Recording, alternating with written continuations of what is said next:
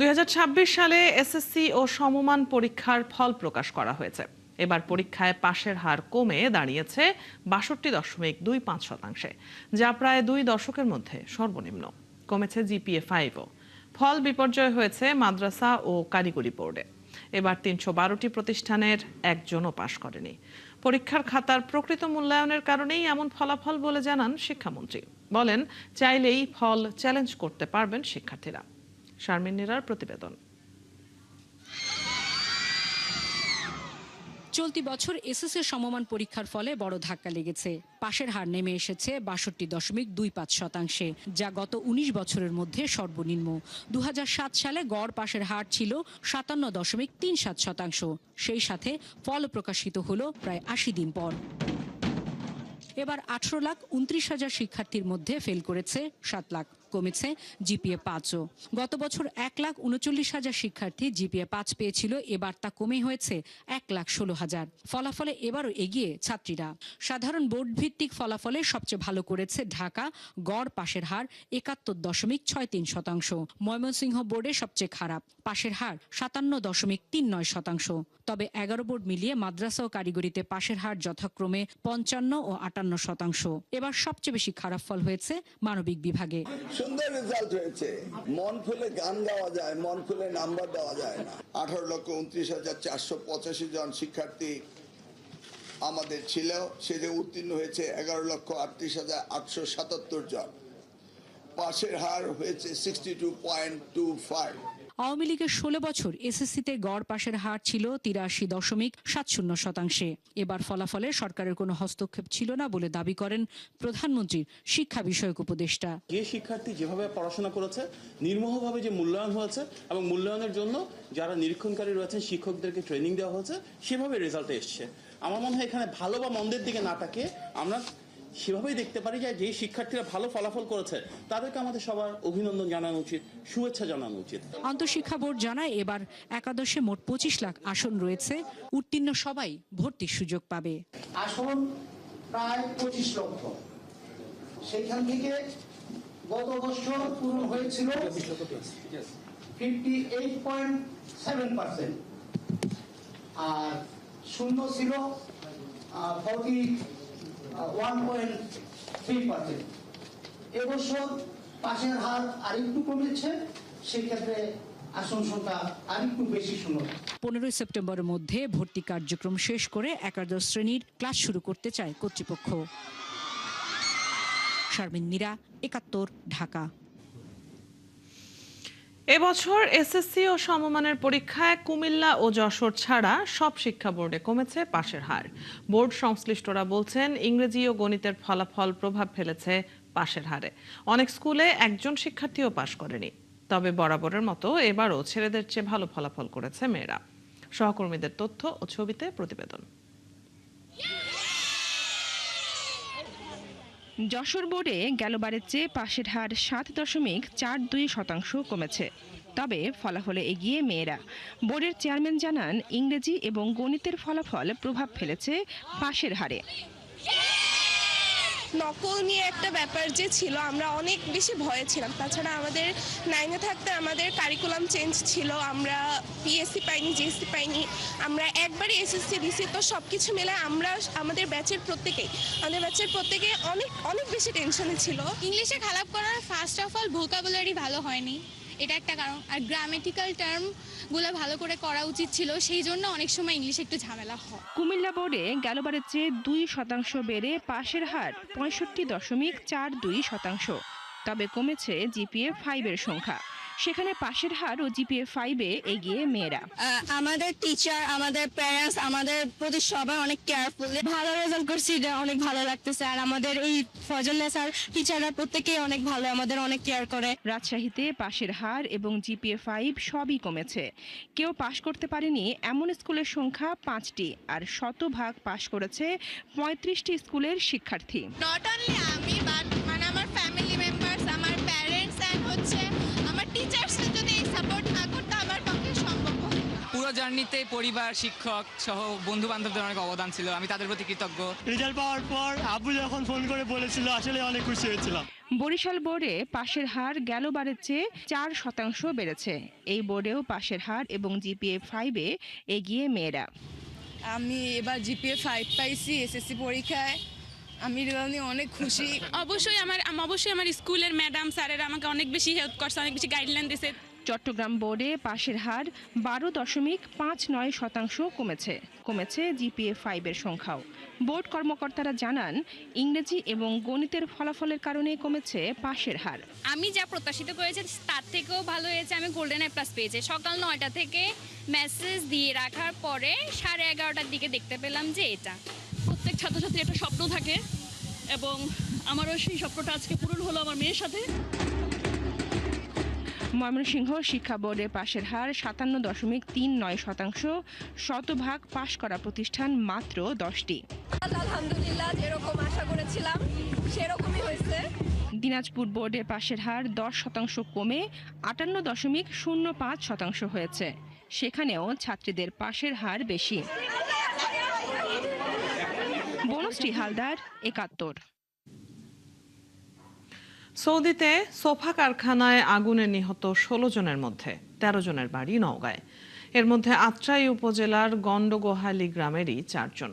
একসাথে এত মৃত্যু সইতে পারছে না নিহতদের পরিবার ও গ্রামবাসী। পরিবারের একমাত্র ভরসার ব্যক্তিদের হারিয়ে দিশেহারা স্বজনরা। এখন মরদেহটুকু শেষবারের মতো দেখার অপেক্ষায় তারা। বুলবুল আহমেদের তথ্য ও নাসিম আলীর তোলা ছবিতে প্রতিবেদন। সংসারে সচ্ছলতা ফেরানোর স্বপ্ন নিয়ে ঋণ করে সৌদি আরবে পাড়ি দিয়েছিলেন নাটোর, নওগাঁ ও রাজশাহীর 16 তরুণ।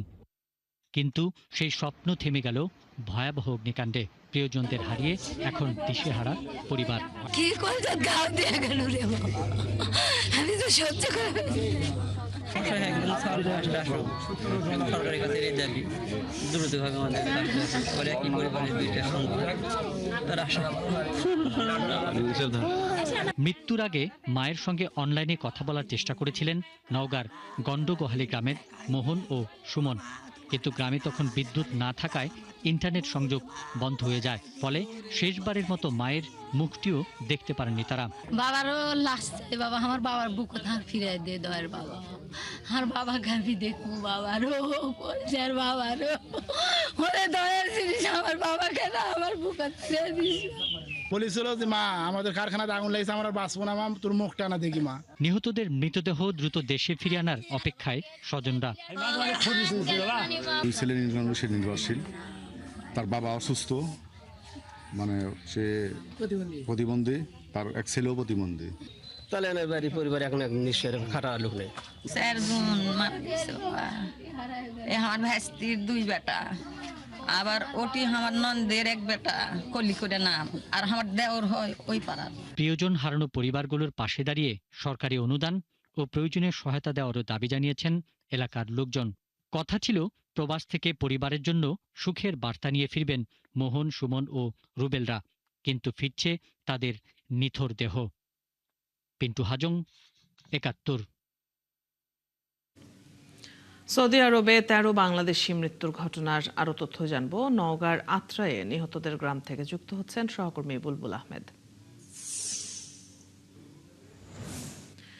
বুলবুল, নিহতদের স্বজনরা কি বলছেন, ওই এলাকার পরিস্থিতি কেমন দেখছেন এবং মৃতের সংখ্যা নিয়ে স্থানীয় প্রশাসন কি বলছে, জানাবেন বিস্তারিত।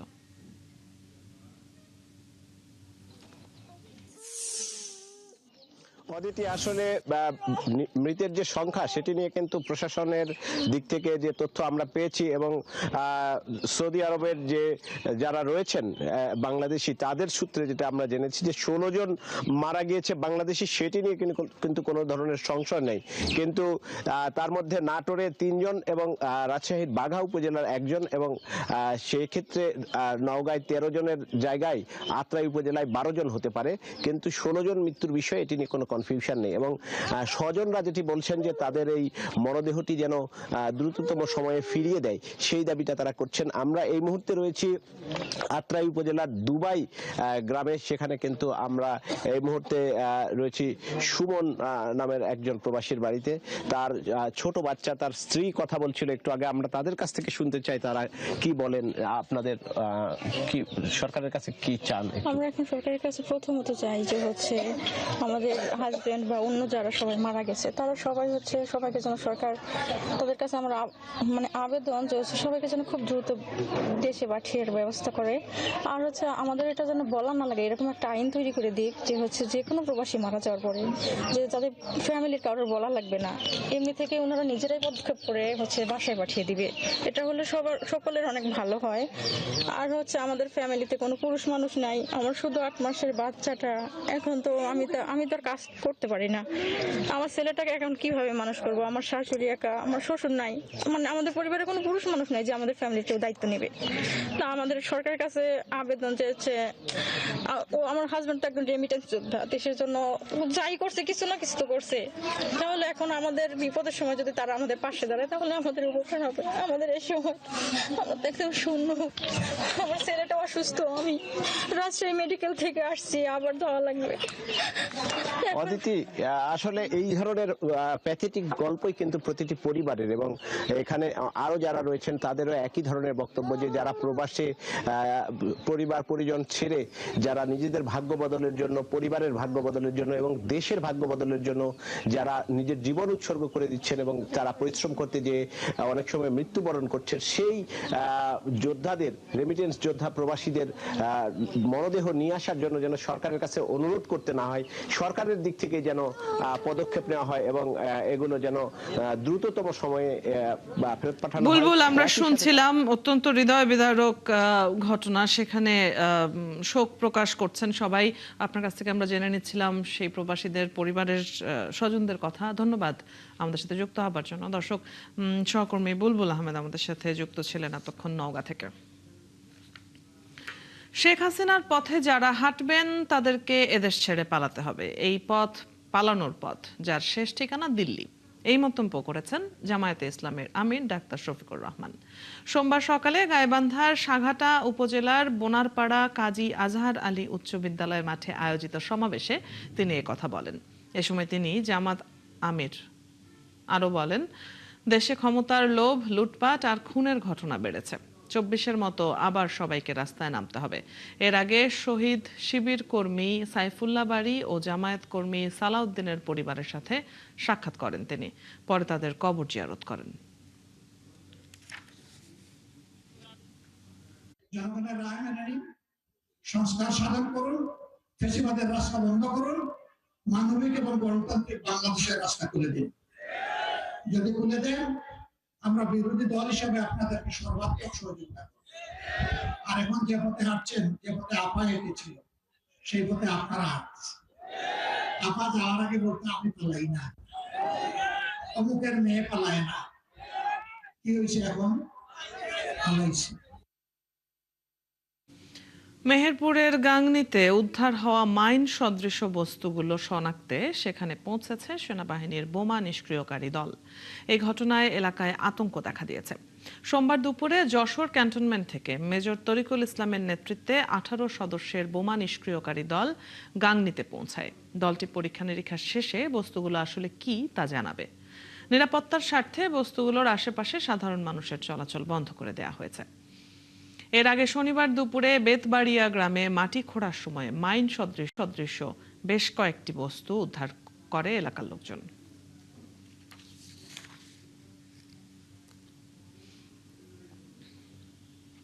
এ নিয়ে সবশেষ খবর জানাতে আমাদের সাথে মেহেরপুর থেকে যুক্ত হচ্ছেন আসিফ ইকবাল। আসিফ, বোমা নিষ্ক্রিয়কারী দল কি করছে এই মুহূর্তে জানাবেন? কতক্ষণের মধ্যে জানা যাবে এই বস্তুগুলো আসলে কি, এবং কয়টি মাইন সদৃশ বস্তু উদ্ধার হয়েছে?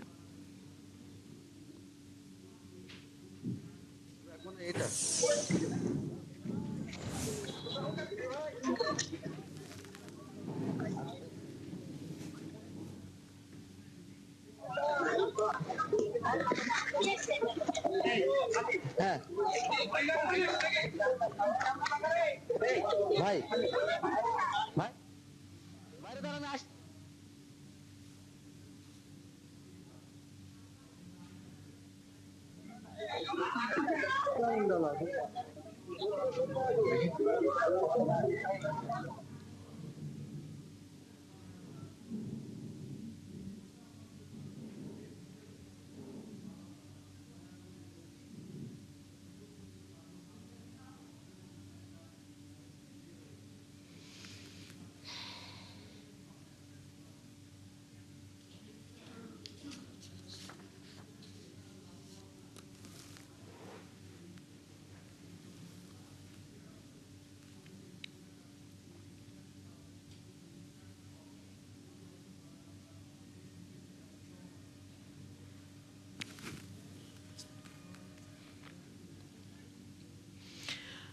মেহেরপুরে মাইন সদৃশ বস্তু পাওয়া গেছে সে বিষয়ে আমরা জানার চেষ্টা করছিলাম। আমাদের সহকর্মী সংযোগটি বিচ্ছিন্ন হয়েছে, আমরা নিশ্চয়ই পরবর্তীতে এ ব্যাপারে বিস্তারিত জানাতে পারবো। ঢাকা সিলেট মহাসড়কের হবিগঞ্জের নবীগঞ্জে বাস ও পিকআপ ভ্যানের সংঘর্ষে ৩ জন নিহত হয়েছেন। গুরুতর আহত হয়েছেন পিকআপ ভ্যানের চালক সহ আরও 2 জন। সোমবার সকালে উপজেলার পানিউমদা ইউনিয়নের রোকনপুরে এই দুর্ঘটনা ঘটে। নিহতরা হলেন নবীগঞ্জের মসুদ আহমদ, ইনাতগঞ্জ দক্ষিণ গ্রামের আবুল কাশেম এবং ময়না মিয়া। পুলিশ জানায় পিকআপ ভ্যানে বাহুবল উপজেলার দিগাম্বর বাজারে কাঁচামাল আনতে যাচ্ছিলেন কয়েকজন ব্যবসায়ী। পথে রোকনপুরে বিপরীত দিক থেকে আসা লাকি পরিবহনের যাত্রীবাহী বাসের সঙ্গে পিকআপ ভ্যানের সংঘর্ষ হয়। এতে সেখানেই মসুদ আহমদ নিহত হন। বাকিরা হাসপাতালে নেয়ার পর মারা যান। বাসটি আউশকান্দি এলাকা থেকে জব্দ করা হয়েছে।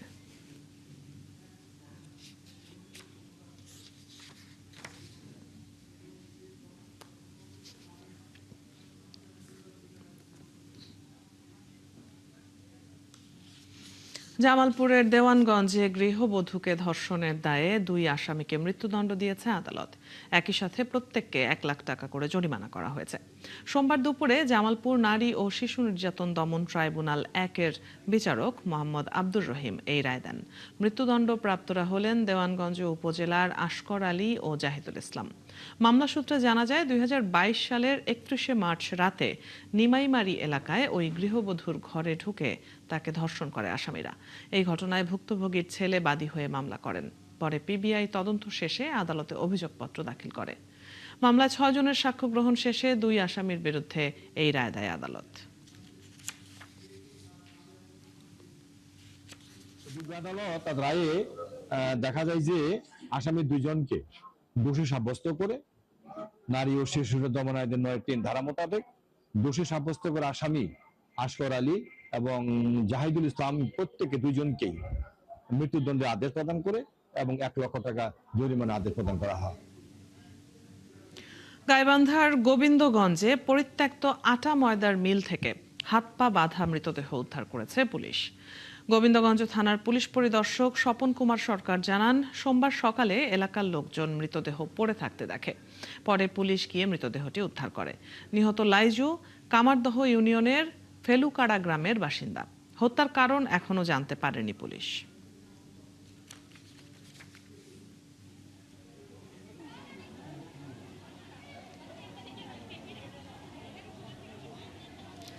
ঝালকাঠির নলছিটিতে ছেলেকে প্রতিপক্ষের হামলা থেকে বাঁচাতে গিয়ে পিটুনিতে আক্কাস খান নামে এক ব্যক্তি নিহত হয়েছেন। পুলিশ ও এলাকাবাসী জানায়, গোবিন্দপুর গ্রামের আক্কাস খানের ছেলে জসিম খানের সঙ্গে প্রতিবেশী সজল খানের বিরোধ চলছিল। এর জেরে রবিবার বিকেলে জসিমের ওপর হামলা চালায় প্রতিপক্ষ সজল ও তার পরিবার। ছেলে জসিমকে বাঁচাতে গেলে 2 জনকেই কুপিয়ে আহত করে প্রতিপক্ষরা। পরে হাসপাতালে নিলে আক্কাস খানের মৃত্যু হয়। জসিমকে বরিশাল শেরে বাংলা মেডিকেল কলেজ হাসপাতালে ভর্তি করা হয়েছে। ঘটনার সঙ্গে জড়িতরা পলাতক রয়েছে, তাদের গ্রেপ্তারের চেষ্টা করছে পুলিশ।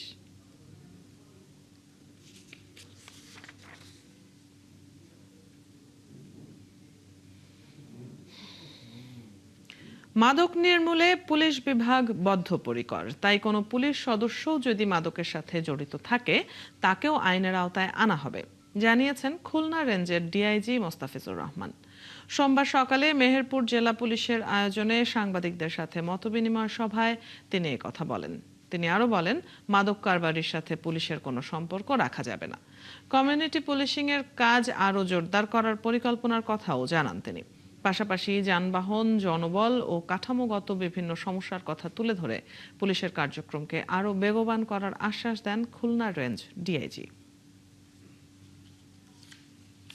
পুলিশ সদস্য যদি কেউ মাদকগ্রস্ত হয় তাহলে তাদের বিরুদ্ধেও কঠোর ব্যবস্থা নেওয়া হবে, তাদের ডোপ টেস্ট করা হবে। আর যেসব পুলিশ সদস্য মাদকের আশ্রয় প্রশ্রয় বা ক্যারিয়ার যদি হয় তাদের বিরুদ্ধে কঠোর আইনানুগ ব্যবস্থা আমরা গ্রহণ করব।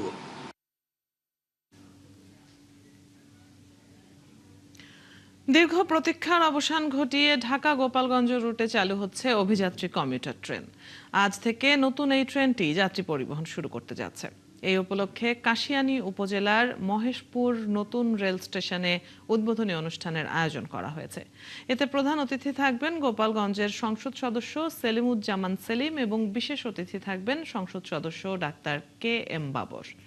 গোপালগঞ্জবাসীর প্রত্যাশা, এই ট্রেন চালুর মাধ্যমে কম খরচে ও নিরাপদে যাতায়াতের পাশাপাশি এই অঞ্চলের ব্যবসা বাণিজ্য ও সামগ্রিক অর্থনীতিতে যোগ করবে নতুন গতি।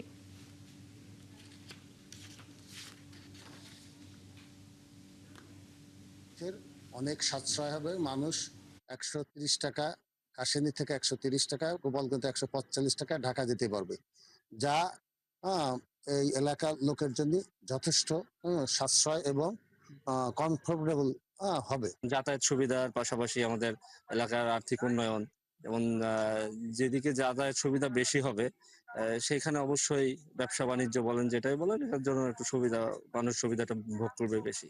ট্রেন স্মুথলি চলাফেরা করা যায়, স্মুথলি আসতে পারি, টাইমলি যেতে পারি। আন্তনগর যে ট্রেনগুলো আছে আমরা কিন্তু 1.5 ঘন্টা ঢাকা থেকে চলে আসতে পারি, আর যেতে একটু সময় লাগে 2 ঘন্টার মতো লাগে, তো সব মিলে ভালো।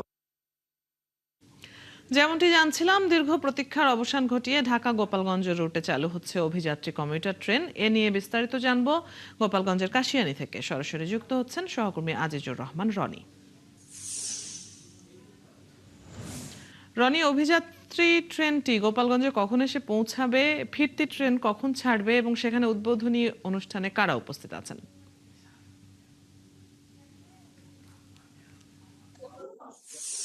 অদিতি, আপনি জানেন যে এর মধ্যে উদ্বোধন হয়ে আসলে গোপালগঞ্জের উদ্দেশ্যে কমিউটার ট্রেনটি আসলে বন্দর শুধু এসেছে এবং সেখানে গোপালগঞ্জের যে তাদের পরিবার সহ এই মুহূর্তে রয়েছে আসলে গোপালগঞ্জ কাশিয়ানী উপজেলার মহেশপুর রেল স্টেশনটি আসলে উদ্বোধন হবার কথা। আমি ঠিক এই মুহূর্তে সেখানে রয়েছি। আপনি নিশ্চয়ই আমার পিছনে দেখতে পাচ্ছেন যে একটি রেল উদ্বোধন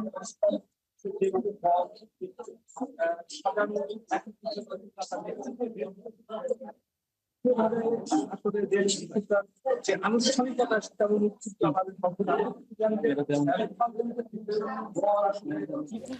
রনি, আপনার কথা স্পষ্ট হচ্ছে না। আমরা নিশ্চয়ই পরবর্তী সংবাদগুলোতে জানবো এ নিয়ে খবর। দর্শক, অভিযাত্রী কমিউটার ট্রেনের খবর জানছিলাম সহকর্মী আজিজুর রহমান রনির কাছ থেকে।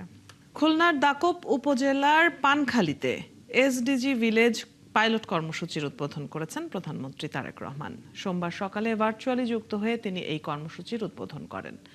পানখালী মমতাজ বেগম মাধ্যমিক বিদ্যালয় মাঠে আয়োজিত অনুষ্ঠানে বিভিন্ন সরকারি দপ্তরের কর্মকর্তারা জানান, জাতিসংঘের টেকসই এসডিজি অর্জনের লক্ষ্যে দেশের বিভিন্ন এলাকায় উন্নয়ন কার্যক্রম পরিচালনার উদ্যোগ নিয়েছে সরকার। এরই অংশ হিসেবে খুলনার দাকপ উপজেলার পানখালী ইউনিয়নে নেওয়া হয়েছে এসডিজি গ্রাম পাইলট কর্মসূচি। এই কর্মসূচির মাধ্যমে স্থানীয় পর্যায়ে শিক্ষা, স্বাস্থ্য, দারিদ্র্য বিমোচন, পরিবেশ সহ টেকসই উন্নয়ন লক্ষ্যমাত্রার বিভিন্ন কার্যক্রম বাস্তবায়ন করা হবে।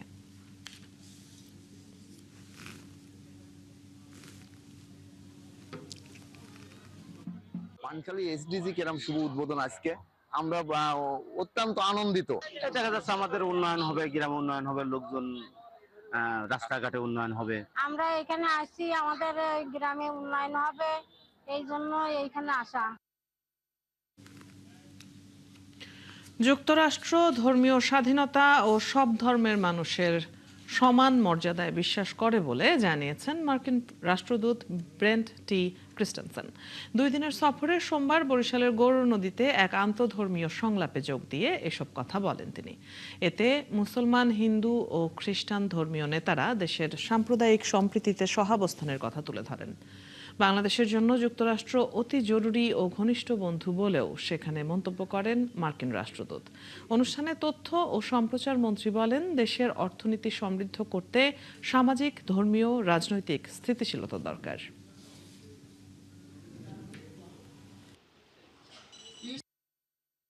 One of the founding principles of America is that of religious freedom. The idea that everybody should be able to practice their faith without fear of persecution, without fear of violence, to be able to express themselves freely. That's an idea that even goes back before those 250 years. You know, many of our early settlers, the first people who came, গত 24 ঘন্টায় সিলেটে হামের উপসর্গে 2 শিশুর মৃত্যু হয়েছে। এ নিয়ে সিলেট বিভাগে মৃতের সংখ্যা বেড়ে দাঁড়িয়েছে 127 জনে। মৃত শিশু দুটির একজনের বয়স 7 মাস ও অন্যজনের 13 মাস। তাদের একজনের বাড়ি সিলেটে, অপরজনের বাড়ি সুনামগঞ্জ। এ পর্যন্ত মারা যাওয়া ব্যক্তিদের মধ্যে 2 জন প্রাপ্তবয়স্ক এবং বাকি সবাই শিশু। মৃতদের মধ্যে সিলেট জেলার 45 জন, সুনামগঞ্জের 53 জন, মৌলভীবাজারের 13 জন এবং হবিগঞ্জের 16 জন রয়েছেন। বর্তমানে সিলেট বিভাগের বিভিন্ন হাসপাতালে হামের উপসর্গ নিয়ে 309 জন রোগী চিকিৎসা নিচ্ছে। গত 24 ঘন্টায় ল্যাবরেটরি পরীক্ষায় হামে 25 জন রোগী শনাক্ত হয়েছে। একই সময়ে উপসর্গ নিয়ে 132 জন সন্দেহভাজন রোগী বিভিন্ন হাসপাতালে ভর্তি রয়েছেন। তোমার ফেরা ডাক্তার চালাইছি, বাড়ি করো, ফার্মেসির দিয়ে ওষুধ আনছি, মোটামুটি কমছে, কমার পরে আবার বাড়ে, থামে, বাড়ে, ওলা। ওয়ার্ডে আসছিলাম, তার অবস্থা বেশি, ডাক্তাররা বলছে বেশি সমস্যা আর কি, রোগীর অবস্থাটা খুব খারাপ, সেজন্য আইসিইউতে ভর্তি করা হয়েছিল। আজকে 3 দিন হয়েছে, মোটামুটি আলহামদুলিল্লাহ ভালো। সিলেট বিভাগের 4 জেলার মধ্যে হামে সবচেয়ে বেশি মৃত্যু হয়েছে হাওর অধ্যুষিত সুনামগঞ্জে। জেলা স্বাস্থ্য বিভাগ বলছে, গত 6 মাসে হামে মারা যাওয়া 52 জনের মধ্যে 51 জনই শিশু। সরকারের বিশেষ টিকাদান কর্মসূচি চললেও বাড়ছে আক্রান্ত ও মৃত্যুর সংখ্যা। চিকিৎসকরা বলছেন, দুর্গম এলাকা থেকে হাসপাতালে আসা অধিকাংশ শিশুই টিকার আওতায় আসেনি। শহীদ নূর আহমেদের তথ্য ও ছবিতে প্রতিবেদন। দোয়ারাবাজার, তাহিরপুর, বিশম্বরপুর ও জামালগঞ্জ, হাওর ঘেরা এসব দুর্গম উপজেলা থেকে হামের উপসর্গ, র্যাশ, প্রচণ্ড জ্বর ও শ্বাসকষ্ট নিয়ে প্রতিদিনই সুনামগঞ্জ সদর হাসপাতালে আসছে শিশু রোগী। হাসপাতালের বারান্দা থেকে মেঝে, কোথাও জায়গা নেই। রোগীর চাপ বাড়ায় দেখা দিয়েছে শয্যা ও প্রয়োজনীয় চিকিৎসা সামগ্রী সংকট। ভুক্তভোগীদের অভিযোগ, টিকাদান কর্মসূচির সঠিক তথ্য ও সময়সূচি তারা পাননি। আর সংশ্লিষ্টরা বলছেন, দুর্গম যোগাযোগ ব্যবস্থার কারণে টিকার আওতা নিশ্চিত করা কঠিন হয়ে পড়েছে। আমরা সঠিক জানতাম না, যখন টিকা আইছে কি না তাও কইতারতাম না, আর এটার সম্বন্ধে জানলাম না সঠিক। ওই বাচ্চাটার 3.5 বছর, ওই বাচ্চারে দেওয়া হয়েছে, আর বড় বাচ্চাটারে দিছি না, মেয়েটারে, ওই মেয়েটার হামরুক বাড়াই দেওয়াই নাই, পাই নাই। আমরা থাকি বাইরে বাইরে জায়গায় জায়গায়, এগুলা বুঝি না, লেগে দেয় নাই। স্কুলে বলছে, আমরা শুনি না, আমরা বাড়ি অনেক দূর, পানি নাও দিয়ে আনা লাগে, সর কথায় আমরা দিতে পারছি না আমের টিকা। এখন আমরা বাচ্চারা আগে 4টা বাচ্চা লইয়া তাকিয়া গেছি, এখন আইসে আর একটা বাচ্চা লইয়া। এদিকে সদর হাসপাতালে পৃথক আইসোলেশন ওয়ার্ড না থাকায় অন্য শিশুদের সঙ্গেই মেঝেতে থাকছে রোগীরা। আমরা 7 দিন বাড়ির মধ্যে ডাক্তার ফর্মুলা দেখছিলাম, দেখে কমে না, পরে নাই ভর্তি হয়েছি। স্যালাইন, ক্যানোরা, ওষুধ সব বাইরে থেকে, গাঁথনি সব বাইরে থেকে আনছি, কোনো ওষুধ না পাইছি না, খালি থাকার ওই পাইছি। সিভিল সার্জন জানান, মারা যাওয়া শিশুদের অধিকাংশই 6 মাসের কম বা 5 বছরের বেশি বয়সী, যারা নিয়মিত টিকার আওতায় আসেনি। এটা একটা চলমান প্রক্রিয়া। আপনি জানেন যে টিকাটা শেষ, যে আজকে সব টিকা দিয়ে শেষ করে ফেলবো এরকম না, কারণ প্রতিনিয়ত বাচ্চা জন্মগ্রহণ হচ্ছে, তাদের একটা নির্দিষ্ট বয়সে আসলে তারা টিকা পাবে। এটা একটা চলমান প্রক্রিয়া এবং আমরা চেষ্টা করে যাচ্ছি যেন মৃত্যুর হারটা কমিয়ে আনা যায় এবং বিশেষ করে আক্রান্ত যেন শূন্যের কোটে নিয়ে আসা যায়, সেই চেষ্টা আমাদের অব্যাহত আছে। চলতি বছরের এপ্রিল থেকে 8 আগস্ট পর্যন্ত সুনামগঞ্জ সদর হাসপাতাল সহ জেলা উপজেলা স্বাস্থ্য কেন্দ্রগুলোতে, জেলা উপজেলা স্বাস্থ্য কমপ্লেক্সগুলোতে হামের চিকিৎসা নিয়েছেন 3010 জন। এর মধ্যে সুস্থ হয়ে বাড়ি ফিরেছেন 2851 জন। শাকিলা শম্পা, একাত্তর। হবিগঞ্জ জেলার 259টি সরকারি প্রাথমিক বিদ্যালয়কে ঝুঁকিপূর্ণ হিসেবে চিহ্নিত করেছে প্রাথমিক শিক্ষা অধিদপ্তর। এর মধ্যে 20টি রয়েছে অতি ঝুঁকিপূর্ণের তালিকায়। এসব ভবনে প্রতিদিন প্রায় 35,000 শিক্ষার্থী লেখাপড়া করছে। শিক্ষকরা জানান, পুরনো ভবনে যে কোনো সময় ঘটতে পারে দুর্ঘটনা। ভবন সংস্কারে অধিদপ্তরে প্রস্তাব পাঠিয়েছে শিক্ষা অফিস, তবে এখনো বরাদ্দ আসেনি। শাকিল চৌধুরীর তথ্য ও ছবিতে প্রতিবেদন। বারান্দায় চলছে পাঠদান। ক্লাসরুমের বিভিন্ন স্থানে ফাটল দেখা দেয় এই সিদ্ধান্ত নিয়েছে স্কুল কর্তৃপক্ষ। গত 27 জুলাই হবিগঞ্জ সদর উপজেলার গৌরাঙ্গের চক সরকারি প্রাথমিক বিদ্যালয়ের জরাজীর্ণ ভবনের ছাদের পলেস্তারা খসে পড়ে। তবে শিশুরা বাইরে থাকায় কেউ হতাহত হয়নি। আরো 2 দিন আগে আমরা স্কুল বাইরে বসে আমরা স্কুল আইতে পারি না। আমরা স্কুলে পানি পড়ে স্কুল বাইরে গেছে। দেয়াল ফেটে গেছে ওই অবস্থা। বিশেষ করে বৃষ্টির দিনে বা ঝড় তুফান হলে আমরা বাচ্চাদের নিয়ে বাইরে চলে যেতে হয়। প্রধান শিক্ষক জানান, পুরনো ভবনে ক্লাস নেওয়া এখন খুবই ঝুঁকিপূর্ণ হয়ে গেছে। আমার বাচ্চারা জাস্ট ছুটি দিছি, এই 4টায় ছুটি দেওয়ার পরে দরজাটা লাগাইতে হঠাৎ করে দেখা যায় বাইরে পড়ছে। একই অবস্থা হবিগঞ্জ শহরের মোহনপুর সরকারি প্রাথমিক বিদ্যালয়েরও। বড় দুর্ঘটনার আশঙ্কা থাকলেও বিকল্প ভবন না থাকায় এখানে চলছে পাঠদান। এগুলো বিম যে আছে সেগুলো ফেটে যায়, যদি কোনোদিন পড়ে যায় তাহলে আমাদের উপরে একটি দুর্ঘটনা চেপে পড়বে। আমাদের ক্লাস নেই, যথেষ্ট ঝুঁকির মাঝে নেই, বাচ্চারাও আসতে চায় না। জরাজীর্ণ ভবনের দেয়াল জুড়ে ফাটল, বিভিন্ন স্থানে খসে পড়েছে পলেস্তারা। বৃষ্টি হলে পানি জমে আমার ক্লাসরুম প্লাস বারান্দায় এমন অবস্থা হয়েছে বাচ্চাদের ইট ফেলায় কিন্তু ক্লাসরুমে আসা হয়। আর দিন খারাপ থাকলে তো গার্জিয়ানরা বাচ্চা দিতে চায়। জেলা প্রাথমিক শিক্ষা কর্মকর্তা জানান, ঝুঁকিপূর্ণ ভবন সংস্কার ও নতুন ভবন নির্মাণের জন্য অধিদপ্তরে প্রস্তাব পাঠানো হয়েছে, কিন্তু এখনো বরাদ্দ মেলেনি। জুলাই থেকে PDP 5 নামক একটা কর্মসূচি চালু হবে। তো আশা করতেছি সেই কর্মসূচির মাধ্যমে আমাদের সকল ঝুঁকিপূর্ণ বিদ্যালয়ে নতুন ভবন নির্মাণ করা সম্ভব হবে। প্রাথমিক শিক্ষা কর্মকর্তা আরও জানান, জেলার 1052টি সরকারি প্রাথমিক বিদ্যালয়ের মধ্যে 259টি ঝুঁকিপূর্ণ। এর মধ্যে 20টি ভবনকে চিহ্নিত করা হয়েছে অতি ঝুঁকিপূর্ণ হিসেবে। এসব ভবনে প্রায় 35,000 শিক্ষার্থী জীবনের ঝুঁকি নিয়ে লেখাপড়া করছে। বনশ্রী হালদার, একাত্তর। পটুয়াখালীর কলাপাড়ায় 9টি বাচ্চা সহ সরাইল প্রজাতির মা বালিহাঁস উদ্ধার করেছে অ্যানিমেল লাভার্সের সদস্যরা। অ্যানিমেল লাভার্স অফ পটুয়াখালীর সদস্য মাসুদ হাসান জানান, স্থানীয়দের খবর পেয়ে টিয়াখালী ইউপির বাদুরতলী বাঁধঘাট এলাকার মাইনুদ্দিন শরীফের বাড়ি থেকে 9টি বাচ্চা সহ মা বালিহাঁস উদ্ধার করা হয়েছে। রবিবার বিকেলে একটি ডোবায় মা পাখিটি তার বাচ্চাদের নিয়ে খেলা করছিল। এ সময় শিশুরা ঢিল মেরে জাল দিয়ে পাখিগুলোকে ধরে। এদিকে কলাপাড়া বন বিভাগের রেঞ্জ কর্মকর্তা জানান, উদ্ধার করা হাঁসগুলো নিবিড় পর্যবেক্ষণে রাখা হয়েছে। উপযুক্ত সময়ে প্রাণীগুলো বনে অবমুক্ত করা হবে। কিংবদন্তি চিত্রশিল্পী SM সুলতানের জন্মবার্ষিকী আজ। তার জন্মবার্ষিকী উপলক্ষে এবারও নড়াইলে আছে নানা আয়োজন। কৃষক, মেহনতি মানুষ আর গ্রাম বাংলার চেনা জীবনের গল্প তুলির শক্তিশালী আঁচড়ে বিশ্ব দরবারে তুলে ধরেছিলেন নড়াইলের এই কৃতি সন্তান। আজিজুল ইসলামের তথ্য ছবিতে প্রতিবেদন। শিল্পী SM সুলতানের স্মৃতিধন্য নড়াইল। তার স্মৃতি সংরক্ষণে 2003 সালে সংস্কৃতি মন্ত্রণালয় নির্মাণ করে SM সুলতান কমপ্লেক্স। চিত্রা নদীর ধারে সুলতানঘাট নির্মাণ এই কমপ্লেক্সেরই অংশ। 2018 সালে সুলতানঘাট নির্মাণ করতে পর্যটন মন্ত্রণালয় 20 লাখ টাকা বরাদ্দ করে। তবে 2 মাসের মধ্যে নির্মাণ কাজ বন্ধ হয়ে যায়। এলাকার মানুষের দীর্ঘদিনের দাবি ঘাট নির্মাণ করে সুলতান কমপ্লেক্স সম্পূর্ণ করার।